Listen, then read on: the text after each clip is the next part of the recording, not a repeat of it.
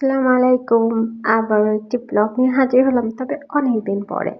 তো আমি ফুপির সাথে আসলে এবার অনেক ঘুরছি জীবনে। এই প্রথম আমি ফুপির সাথে ঘুরতে বের হয়েছি।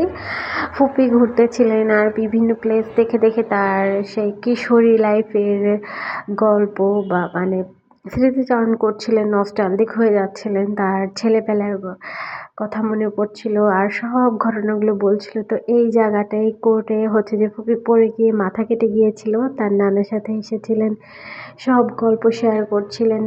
আমিও আসলে ভাবছিলাম যে ওই দিনগুলো আসলে কতই না সুন্দর ছিল। তো যাই হোক, এরপর আমরা প্যারিস রোডে গেলাম।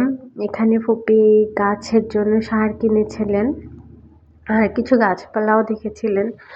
আমরা ঘুরে ঘুরে অনেক গাছ দেখলাম। আসলে তখন সন্ধ্যা হয়ে যাচ্ছিল, বাসায় বাবু রেখে গিয়েছি, তো গাছপালা কেনার মতো সময় ছিল না। তবে গাছ দেখলে তো মাথা খারাপ। তো এরপর আমরা বিখ্যাত মালাই চা খেলাম যশোরের টিফিন বক্সে। এরপরে গেলাম ফুপিকে নিয়ে ডিসি কোর্টের যে পিছনে যে লাল মাছ আছে, কোর্ট আছে, যে আমাদের বিখ্যাত যশোরের বিখ্যাত লাল কোর্ট, সেটার এখানে। আর এখানেই ফুপির নানা ছেলেবেলার স্মৃতি জড়িয়ে আছে। ফুপি তার নানার সাথে এখানে আসতেন।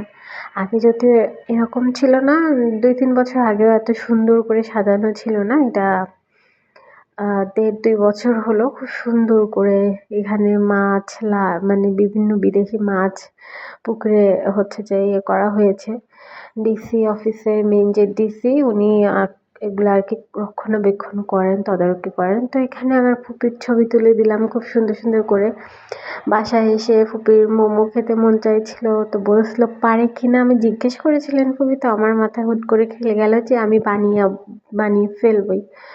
তো এই জন্য আমি আর কি রুটি বেলে, ছোট ছোট রুটি বেলে, তারপরে হচ্ছে যে কাঁচা মাংসের করে ইউটিউব দেখে দেখে করেছি। বাট একদম পারফেক্ট হয়েছে। প্রথম হিসেবে একদম 100-200।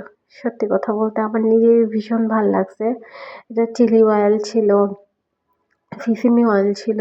আর পরদিন বিরিয়ানি রান্না করেছিলাম কাচ্চি, তারপরে হচ্ছে যে চপ ভেজেছিলাম, পাকোড়া, চা করে তারপরে মাম্মি বাপিকে সারপ্রাইজ দেওয়ার জন্য তাদের বিবাহ বার্ষিকী উপলক্ষে একটা কেক অর্ডার করেছিলাম আর তাদের সাথে নিয়ে কাটলাম। তো এই ছিল আমার ছোট্ট একটা ব্লগ ফুপিকে নিয়ে। আল্লাহ হাফেজ।